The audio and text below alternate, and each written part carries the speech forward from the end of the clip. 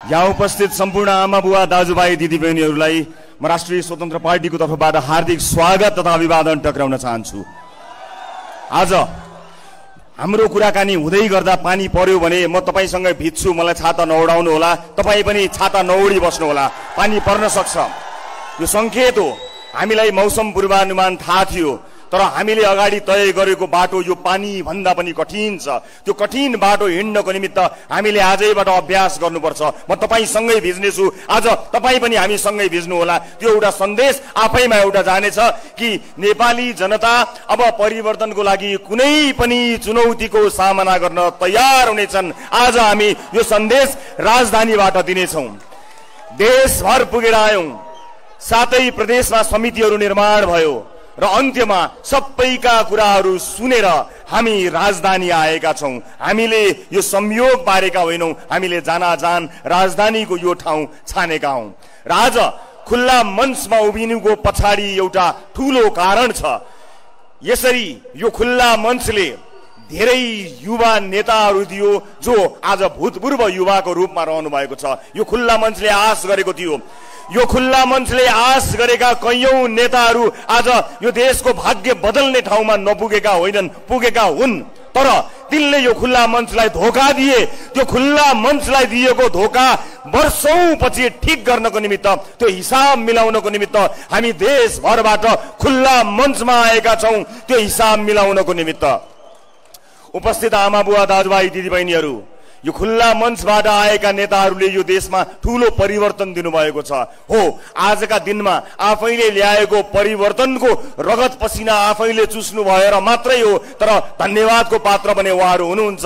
परिवर्तनका लागि उहाँहरूलाई हामी धन्यवाद दिन सक्दछौँ। आज मन ठूलो पारेर, हृदय ठूलो पारेर, विशाल मनले यो विशाल सभामा हाम्रा लागि, हाम्रा पुस्ताका लागि विभिन्न कालखण्डमा लडेर राजनीतिक परिवर्तन ल्याइदिनु हुने सम्पूर्ण अघिल्ला बुवा पुस्ताहरूलाई धन्यवाद दिन चाहन्छु। म यही मञ्चबाट जहाँबाट उहाँहरूले ललकारेर परिवर्तनको शङ्खनाद गर्नुभएको थियो। तर हाम्रो दुःख यति हो कि यहाँ गरेको बाचा सत्तामा पुगेर, कुर्सीमा पुगेर बिर्सनुभयो।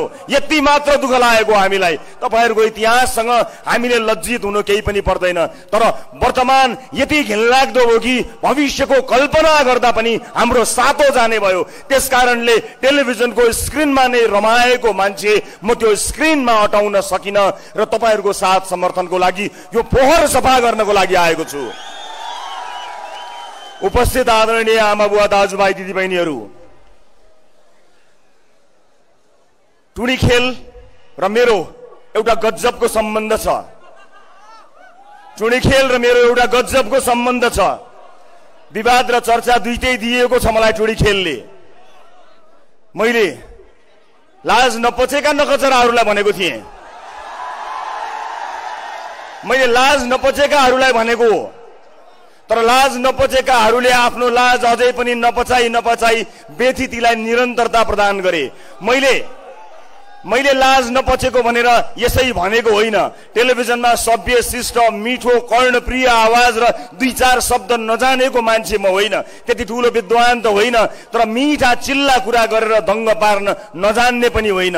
तर जब जनता कोभिडको महामारीमा मरिरहेका थिए, त्यति बेला जनता बचाउने औषधिमा पनि कमिसन खाएपछि म बाध्य भएको छु। हो, टुडी खेलका विषयमा मैले त्यही भनेको हुँ।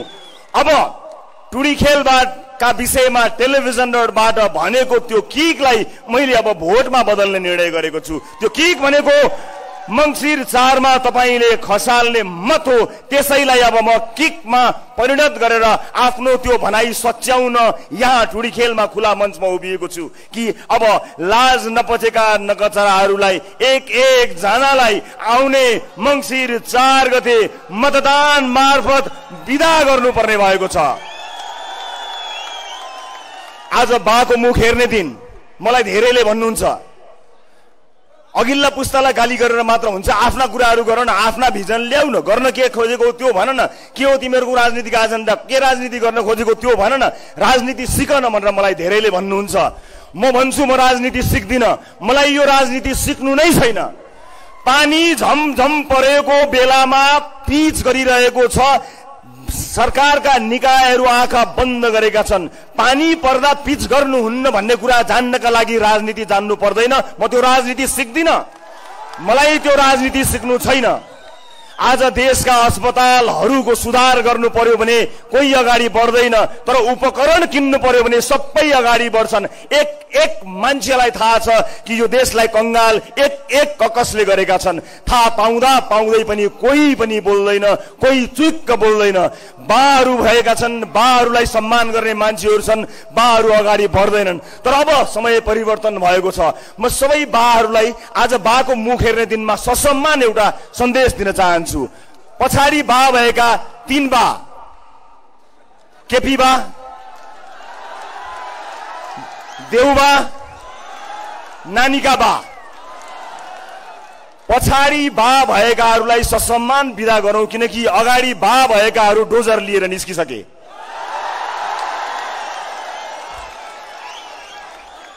अब पछाडि बा भएकाहरूलाई ससम्मान सम्मान सहित बिदा जनताले गर्नुपर्ने हुन्छ उहाँहरूले दिनुभएको योगदानका लागि। हामीले सामान्य कुरा मानेका हौं। मलाई राजनीति जान्नु छैन मैले यस अर्थमा भनेको कि राजनीतिका ती घिनलाग्दा दाउपेचहरू जान्न छैन भनेको।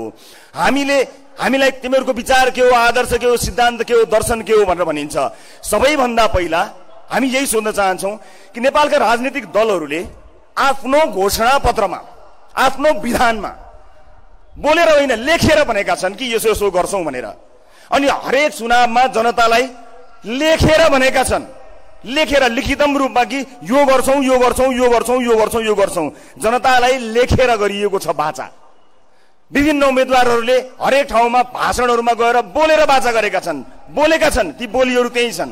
टेलिभिजन, पत्र पत्रिका, अनलाइन सबतिर गएर बोलेर वाचा गरिएको छ। ल छोडिदिनुहोस् यी वाचाहरू पनि। एउटा दलले गरेको, कुनै अमुक दलले गर्यो, एउटा कुनै दलभित्रको नेताले गर्यो, जोसमा बोल्यो, होसमा बोल्यो, खाएर बोल्यो, जे खाएर बोल्यो, केही नखाएर बोल्यो, छोडिदिनुहोस्, त्यो पनि कुरा भएन। हामीले हेर्ने नेपालको संविधान हो।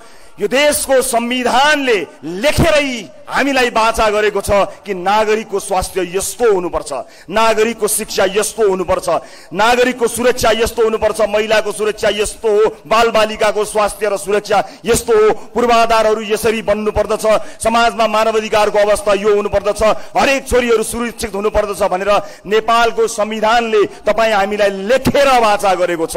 हो, राष्ट्रिय स्वतन्त्र पार्टी कुनै दलका कुनै मान्छेले गरेको वाचाको हिसाबहरू नमाग्ला, तर संविधानले लेखेर भनेको कुराको रक्षा गर्नको लागि कोही न कोही चाहिने भएको छ। हामीलाई दलको घोषणा पत्रमा अब विश्वास भएन, हाम्रो पनि विश्वास नगर्नुस्, केही छैन। तर नेपालको संविधानले विभिन्न कालखण्डमा मानिसले रगत बगाएर ल्याइएको नेपालको संविधानले लिखितम रूपमा एउटा वाचा गरेको छ। हो, त्यही वाचा पूरा गर्न जान्दछौं भनेर हामी राजनीतिमा आएका हौं। अरू राजनीति नजाने पनि त्यति वाचा पूरा गर्नका लागि हामी राजनीतिमा आएका छौं र मलाई विश्वास छ हामी यो राजनीतिक यात्रामा राजनीति नजान्दा नजान्दै जनसरोकारका विषयहरूलाई साथ लिएर अगाडि जानेछौं। अब यहाँ के राजनीति सिकौं हामीले, जहाँ शहरमा एउटा सडकमा बत्ती बलेको चीज राष्ट्रिय समाचार बन्छ। हामी त्यति दरिद्र भयौं। आज सडकमा एउटा बत्ती बल्यो भने, एउटा ट्राफिक लाइट बल्दा राष्ट्रिय समाचार बन्ने गरी दरिद्र बनाइएको छ हामीलाई। अनि नयाँ पुस्ताले तपाईहरुबाट भएन भन्दा राजनीति सिकेर आऊ, तिमीहरूको दर्शन के हो भनेर भनिएको छ। एउटा भ्रष्टाचारी समाउनु पर्यो भने ठाउँ ठाउँको जग हल्लिन्छ। अहिले एउटा आँटिलो जनताको छोरो डोजर बोकेर निस्किएको छ अनि उसलाई भनिएको छ कानूनका छिद्राहरू भित्र छिरेर न्यायालयसम्म पहुँच भएका मान्छेहरूले 2 मिनेट मात्र समय पाएछन् भने अदालत पुगेर त्यो व्यतिथिलाई निरन्तरता दिनेछन्। त्यो बुझेको छोरो डोजर लिएर यसै निस्किएको छैन। हो अहिले कतिपय मानिसहरूले आफ्नो देशमा, आफ्नो समाजमा नायकहरू खोजिरहेका छन् अनि धेरैले नायक भन्ने चलचित्र हेरेको हुनाले अहिले भएको क्रियाकलापलाई तिनै नायकका अनिल कपुरसँग पनि तुलना गरिरहेका छन्। हो, त्यस्तै थियो। तर अनिल कपुर त देखिएको थियो, अनिल कपुरसँगै मलाई लागिरहेको थियो अमरीश पुरी चाहिँ को होला। अब त अमरीश पुरीहरू पनि देखिन थाले, अब त अमरीश पुरीहरू पनि देखिन थालेका छन्। यस अर्थमा यो एउटा संकेत हो कि यदि राजनीतिक दलभित्र आफ्ना मान्छेलाई पोस्नु छैन भने, एउटा इमानदार मान्छे कार्यकारी भयो भने त्यसले धेरै परिवर्तन गर्न सक्छ। त्यो जनाउका लागि मैले यो उदाहरण दिनु परेको हो, सिनेमाको उदाहरण। यसलाई बौद्धिक वर्गले अति असाध्यै सानो, त्यति धेरै महत्त्वको रूपमा नलेला, तर म चाहिँ आम मान्छेले बुझ्ने गरी कुरा गर्ने मेरो बानी नै भएको हुनाले ती कुराहरू गर्न चाहन्न जुन आम सर्वसाधारणले बुझ्दैनन्। तपाईले बुझ्ने भाषा बोल्दै टेलिभिजनबाट राजनीतिमा आएको हुनाले तपाईले बुझ्ने भाषामा नै बुझाउन चाहन्छु। हामीले राजनीति कुन अर्थमा अगाडि बढाउने भन्ने कुराको निधो गरिसकेका छौं। आज राजनीतिक दलका विभिन्न भातृ संगठनहरू राज्य कोषको दोहन गर्ने ठाउँ बनेका छन्। यसलाई बुझेर हामीले राजनीतिमा भातृ संगठनहरूलाई बन्द गरिदियौं। त्यही भएर हामीलाई राजनीति जानेका छैनन् भनिएको छ। हामीलाई जान्नु छैन। राज्यको ढुकुटी लुछेर लुटेर आफन्त र कार्यकर्तालाई पोस्ने राजनीति हामी बाँचुन्जेल गर्दैनौं, कहिले पनि गर्दैनौं। म यो बाचा यहाँहरू समक्ष गर्न चाहन्छु। आज विभिन्न दलका भातृ संगठनहरू खडा गरेर, विभिन्न ठाउँहरू खडा गरेर आफ्नो दलका दोस्रो, तेस्रो, चौथो, पाँचौं तहका नेताहरूलाई व्यवस्थापन गर्नको निमित्त मात्रै राजनीतिक दल खोलिएको छ। त्यो पैसा ती सम्पूर्ण कार्यकर्ताहरूलाई पाल्ने, जागिर दिने त्यो पैसा कहाँबाट आउँछ? त्यो पैसा उनीहरूको व्यक्तिगत सम्पत्तिबाट गएको छैन। त्यो पैसा तपाईले र हामीले दुःख गरेर काम गरेको ट्याक्सको पैसा गएको छ र त्यो पैसाबाट राज्य कोष दोहन गरेर आफ्ना दलका कार्यकर्ताहरू पालिएका छन्। हामीले त्यसलाई बन्देज गर्यौं। राष्ट्रिय स्वतन्त्र पार्टीमा अघि श्रद्धेय मदन राईज्यूले भन्नुभयो जस्तो एउटा पनि मान्छेले झोला बोक्नु पर्दैन, हामीसँग कार्यकर्ता छैनन्। हो, शुभचिन्तक छन्, तपाई जस्ता शुभचिन्तक जसले पानीको एउटा घुटको पनि नपिइकन आज परिवर्तनको लागि आउनु भएको छ नि।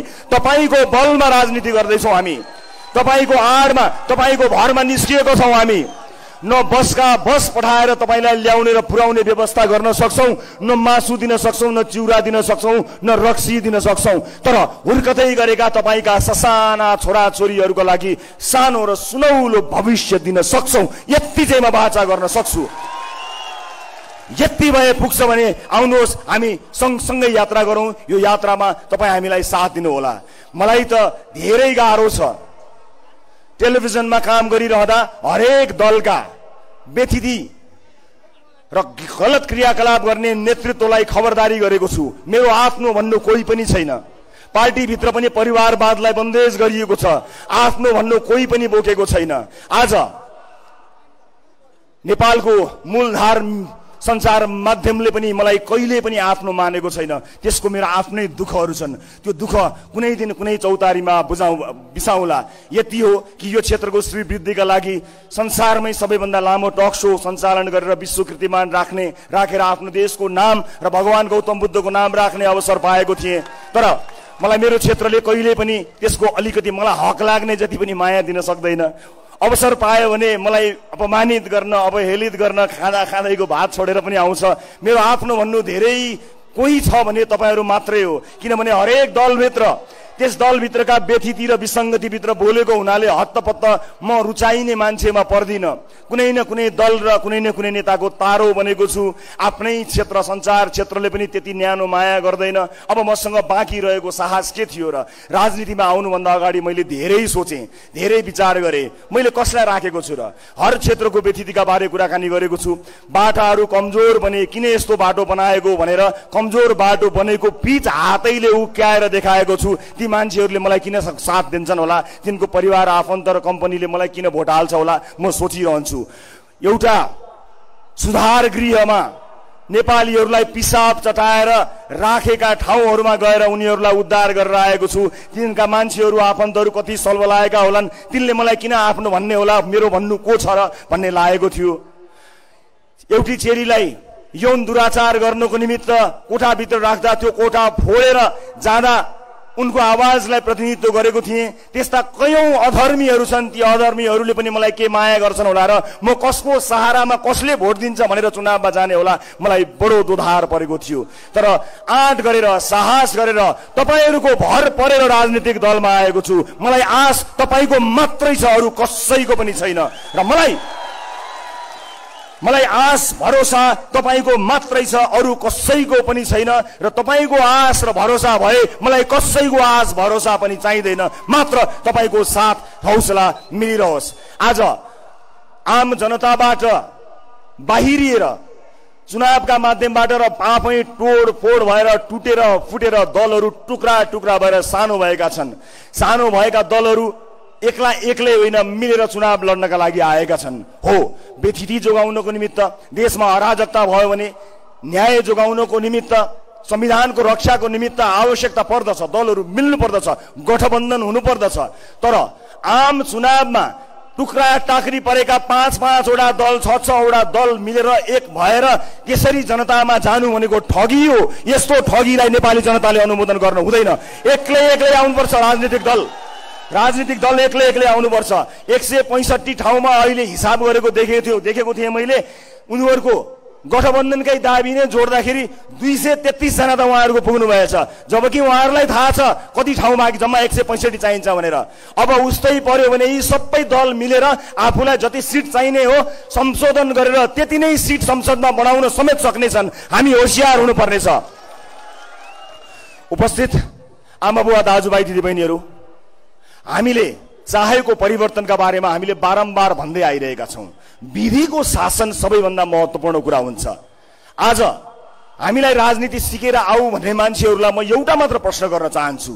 एउटा नेपाली नागरिकले आफ्नो नेशनल आईडी, राष्ट्रिय परिचय पत्र बनाउनको निमित्त रातभर कुन देशमा बस्नुपर्छ? नागरिकलाई एउटा नागरिक परिचय पत्र, नेशनल आईडी, राष्ट्रिय परिचय पत्र दिनका लागि राजनीति सिक्नु पर्छ भने म जिन्दगीभरि त्यो राजनीति सिक्दिन। नेपाली जनतालाई रातभर कुराउने, नेपाली जनताले उपचार पाउने अस्पतालमा बिरामी र बिरामी कुरुवा भैँमा सुत्ने, बाथरूम पिसाब फेर्न गएको मान्छे बान्ता गरेर निस्किन्छ त्यस्तो बनाउने, बाटोघाटो खाल्डा बनाउने, बाटो बन्दैन, बन्यो भने 1 वर्षमा भत्किन्छ त्यस्ता बाटोहरू बनाउने, अनि त्यस्ता बाटो बनाउने मान्छेहरूलाई नेताहरूले संरक्षण गरेर राखिदिने, अदालत तिनैलाई संरक्षण गर्ने ठाउँ बनिदिने। अनि यस्तो राजनीति सिकेर अनि बल्ल हामी राजनीतिमा आउनुपर्ने हुँदैन। यसपटक हुँदैन।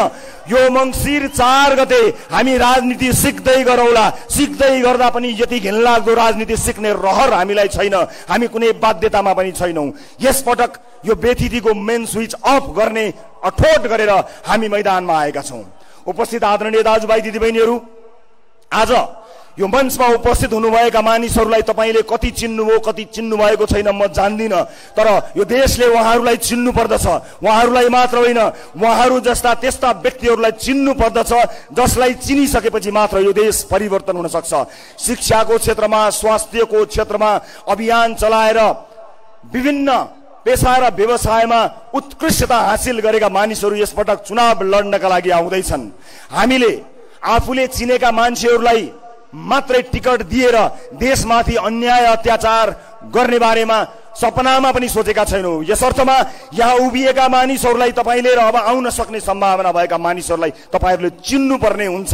तपाईले चिन्नु भएन भने आफूले चिन्दै आएका, देख्दै आएका, भोग्दै आएका मानिसहरूलाई निरन्तर भोट हाल्नु भयो भने हाम्रो अभियान सफल हुन सक्दैन।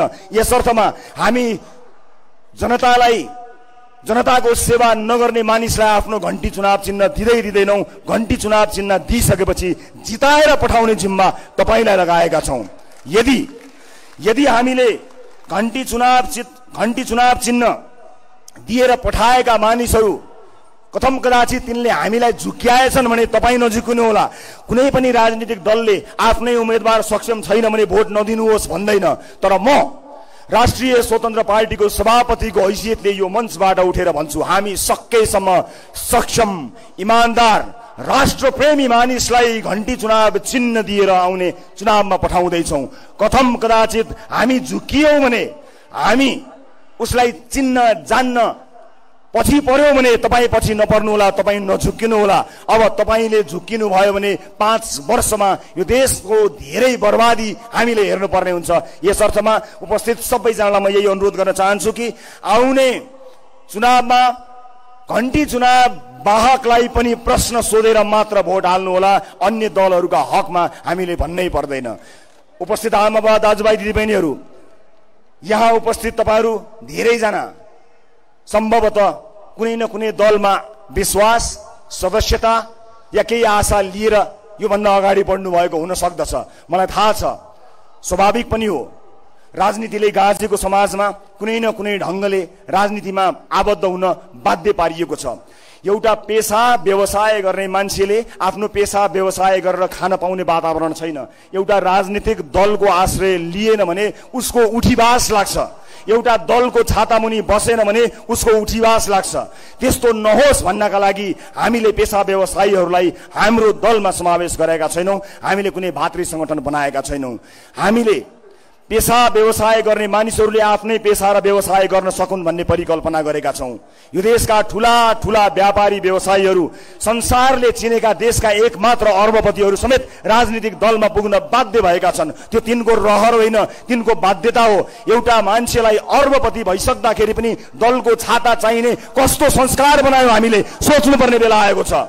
बाध्य भएर बच्नका लागि त्यहाँ आश्रय लिनुपर्ने अवस्था राजनीतिक दलहरूले पुर्याएका छन्। तर हामीले परिकल्पना गरेको देशमा यो देशका व्यापारी व्यवसायीहरूलाई कुनै अमुक दलले संरक्षण गर्ने होइन, राष्ट्रको नीतिले संरक्षण गर्ने हो, सरकारको नीतिले सुरक्षा दिने हो। कुनै दलको छातामुनि गएर कुनै व्यापारी, व्यवसायी, विद्यार्थी, कुनै पनि पेशाकर्मी लुक्न नपरोस्, हामी त्यस्तो देशको परिकल्पना गरिरहेका छौं।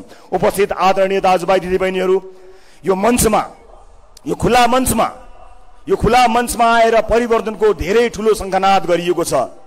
एउटा यस्तो बेला आएको थियो 62-63 मा कि कुनै पनि पेशा व्यवसायमा लागेको मान्छेले आफ्नो पेशा व्यवसाय नभनेर सरासर मैदानमा उभिएको बेला आएको थियो। किनकि व्यथिति यति मौलाएको थियो, परिवर्तन यति जरुरी थियो।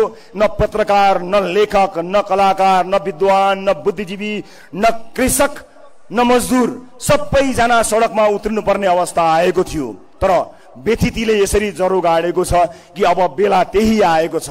हर क्षेत्र, हर वर्गको मान्छेले यसपटक घण्टी बजाउनु पर्ने अवस्था आएको छ। अब त्यो अवस्था आइसकेको हुनाले अब हामी सबैलाई आरामले बस्ने सुविधा छैन। म आज एउटा मन खोलेर एउटा कुरा भन्न चाहन्छु। राजनीतिमा आउने नआउने भन्ने बारे विगत लामो समयदेखि विचार विमर्श गर्दै आएको मान्छे हुँ। यद्यपि राजनीतिबाट मात्र हस्तक्षेप हुन्छ र प्रदेश परिवर्तन गर्न सकिन्छ भन्ने आशयका मेरा 10 वर्ष अगाडिका भिडियोहरू यहाँहरूले युट्युबमा अहिले पनि हेर्न सक्नुहुन्छ होला। त्यो हुटहुटी हिजैदेखि लागिआएको थियो। तर यस बीचमा धेरै मानिसहरूसँग मेरो चर्चा, धेरै मानिसहरूसँग मेरो कुराकानी, सरसल्लाह नभएको होइन। आज तपाईले मिल्नुस् जसरी पनि मिल्नुस् भन्ने मान्छेहरूसँग मैले एक पटक होइन, 2 पटक होइन, पटक पटक कसैसँग दर्जनौं पटक बैठक गरेको छु। तर बैठकको निष्कर्ष, मिटिङको निष्कर्ष, भेटघाटको निष्कर्ष एउटै निस्किन्छ कि अर्को भेटघाट कहिले गर्ने। अब म त्यस्तो भेटघाटमा विश्वास राख्दिन। यो दल मेरा लागि, मेरो परिवारका लागि, मेरा साथीका लागि, मेरा सदस्यका लागि होइन, तमाम ती परिवर्तन चाहने नेपालीहरूको लागि हो। जो कोहीका लागि पनि राष्ट्रिय स्वतन्त्र पार्टी खुल्ला रहेको छ। खुल्ला भएर राष्ट्रिय स्वतन्त्र पार्टीमा आउनु होला। राष्ट्रिय स्वतन्त्र पार्टीको कुनै पनि नेताले कसैलाई पनि टिकट खल्तीबाट दिँदैन। सक्षम मान्छेले प्राइमेरी चुनाव जितेर उम्मेदवार हुन पाउने व्यवस्था छ। आज सदस्यता लिएको साधारण सदस्यले भोलि पार्टीमा मसँग सभापतिमा चुनाव लडेर मलाई हराओस्, म त्यस्तो मान्छेको खोजीमा रहेको छु। आफ्नो कार्यकाललाई 2 कार्यकाल भन्दा लम्ब्याउन नपर्ने व्यवस्था हामीले संविधान, हाम्रो विधानमा बनाएका छौं। हामी कसरी फरक छौं? एउटै हौ तिमीहरू भन्नेहरूलाई हाम्रो प्रश्न यही छ। हामी एउटै होइनौं। आजको युग डिजिटल युग हो। अहिले हामी पार्टी निर्माणको चरणमा छौं र तपाईहरु यति धेरै मानिसहरूलाई एक ठाउँमा हामीले भेला गर्नु परेको हो। अन्यथा हामी अब फिजिकल होइन, डिजिटल भेटघाटमा विश्वास गर्नु पर्दछ भनेर हामीले डिजिटल डेमोक्रेसीको अभ्यास ल्याएका छौं। विभिन्न मुद्दाहरूमा आम सर्वसाधारणको भनाइ राख्नको निमित्त र केन्द्रीय समितिको निर्णयलाई साधारण सदस्यको बहुमतले उल्ट्याउन सक्ने गरी पार्टी भित्र नै हामीले आन्तरिक लोकतन्त्रको विकास गरेका छौं। परिवारवादलाई निषेध गरेका छौं। एउटै परिवारको 2 वा त्योभन्दा बढी सदस्य पार्टीको एउटै समितिमा बस्न नसक्ने बनाएका छौं। श्रीलङ्काले जनाउ घण्टी दिएपछि हामीले पनि हाम्रो पार्टीभित्र घण्टी बजाउनु पर्छ भनेर यस्ता प्रावधान हामीले राखेका छौं। उपस्थित आदरणीय आमाबुवा दाजुभाइ दिदीबहिनीहरू, हामी धेरै कुरा भन्नका लागि बोल्नका लागि यहाँ आएका पनि होइनौँ। र म त विशेष गरेर टेलिभिजनमा यो मान्छेले यहाँ यसरी खायो भनेर प्रमाण सहित भिडियो सहित अडियो सहित देखाउँदै आएको मान्छे मलाई अमूर्त गफ भएका भाषणहरूमा असाध्यै डर लाग्छ। त्यस्ता भाषण कलामा म निपुण छैन र त्यो भाषण कलामा निपुण हुने चाहना पनि छैन। र कुरा यति हो कि सीमित स्रोत साधनका रूपमा एउटा संसार कर्मीका रूपमा कयौं व्यथितिको विरुद्ध तपाईँ विरुद्ध लड्दै आएको हुँ। तपाईलाई अन्याय पर्दा, तपाईलाई अप्ठ्यारो पर्दा, तपाईलाई गाह्रो हुँदा, तपाईले आफ्नो जाने ठाउँ नै पाइन भन्दै मेरो रवि भाइ छ, मेरो रवि दाइ छ, मेरो रवि छोरो छ, मेरो रवि भतिज छ भनेर जसरी तपाईँ टेलिभिजनमा आउनु भएको थियो, अब आउने मङ्सिर 4 मा तपाईले हाम्रो टिमलाई नै विजयी गराउनु भयो भने तपाईको जाने ठाउँ हुनेछ। तपाईं जाने ठाउँ हुनेछ मात्र होइन, त्यस्ता ठाउँहरूको आवश्यकता नपर्ने गरी 24 घण्टा नागरिकको सेवा गर्ने त्यस्ता केन्द्रहरू स्थापना गरेर हामी तपाईको आँसु पुस्न तपाईको ठाउँमा हुनेछौँ। यो मैले यहाँ उभिएर गरेको वाचा हो, भाषण होइन। यसको एक एक शब्दको हिसाब मसँग तपाईहरूले जहिले पनि माग्न सक्नुहुनेछ। म त्यो वाचा गर्नको लागि आएको छु। आज टेलिभिजनबाट निस्किँदै गर्दा आम मान्छेहरू कयौंको समस्या हामी देखिरहेका छौँ। उहाँहरूलाई धेरै दुःख परिरहेको छ। कतिपय साथीहरूले त्यसलाई निरन्तरता दिइरहनु भएको छ, कतिपय साथीहरूले जान पाइएन, हाम्रो आवाज अलि बुलन्द भएन भन्नुभएको छ। याद राख्नु होला, यदि यो यात्रामा सफलता मिलेन भने ती तमाम दुःख पाएका मानिसहरूको जाने ठाउँ बन्ने छैन। ती सम्पूर्ण दुःख र अन्यायमा परेका आम दाजुभाइ दिदीबहिनीहरूको एउटा यस्तो थलो त्यो सरकार बनोस् भनेर सुरुवाती दिनदेखि नै सिंहदरबारको त्यो गेटलाई आम सर्वसाधारणको लागि खोल्ने प्रतिबद्धता हामीले गरेका छौँ। सिंहदरबारको त्यो ढोका जनताका लागि खोल्नुपर्छ। त्यो खोल्ने दिन हामीले मङ्सिर 4 का रूपमा लिएका छौँ। उपस्थित आमा बुवा दाजुभाइ दिदीबहिनीहरू, यो मञ्चमा धेरै आशा बोकेर विभिन्न राजनीतिक दलको आह्वानमा कयौं मानिसहरू आएर जम्मा भएका छन्। आज हामीले सामान्य आह्वान गरेका हौं र त्यो सामान्य आह्वानलाई सिरोपर गरेर तपाईहरू यहाँ उपस्थित भइदिनु भएको छ। यो हाम्रा लागि तपाईले लगाउनु भएको गुण हो, यो ऋण हो। यो ऋणको एक पैसा ब्याज सहित असुल गरेर देखाउने वचनबद्धता म यहाँहरू समक्ष व्यक्त गर्न चाहन्छु उपस्थित आमा बुवा दाजुभाइ दिदीबहिनीहरू। र हामीलाई विश्वास छ कि जुन काम यहाँहरूले देखेर हामीलाई माया गर्नुभयो, हौसला दिनुभयो र तिमीहरू विकल्प हुन सक्दछौ, राजनीतिको व्यथितिलाई चिर्न सक्दछौ भन्नुभएको छ, त्यसलाई हामी पूरा गरेर देखाइदिनेछौँ। जति पनि नयाँ साथीहरू हुनुहुन्छ, जति पनि वैकल्पिक उम्मेदवारका रूपमा आउनुभएको छ, उहाँहरूलाई हाम्रो प्रक्रियाभित्र स्वागत गर्नका लागि हामी आतुर छौँ, हामी तयार भएर बसेका छौँ। हामी ती सक्षम सम्पूर्ण उम्मेदवारहरूलाई हामीसँग सहकार्य गर्नको निमित्त आह्वान पनि गर्न चाहन्छौँ। उपस्थित आमा बुवा दाजुभाइ दिदीबहिनीहरू, भन्ने कुराहरू भन्दा गर्ने कुराहरू धेरै छन्। आजबाट हामी उपत्यकामा पनि फैलिएका छौँ। उपत्यकामा फैलिएसँगै अब हाम्रो आफ्ना साथीभाइहरू पनि हुनेछन्। उहाँहरूका माध्यमबाट तपाईँ हामीसँग आबद्ध हुनुहोला। केही बेरपछि बन्द सत्र सुरु हुनेछ।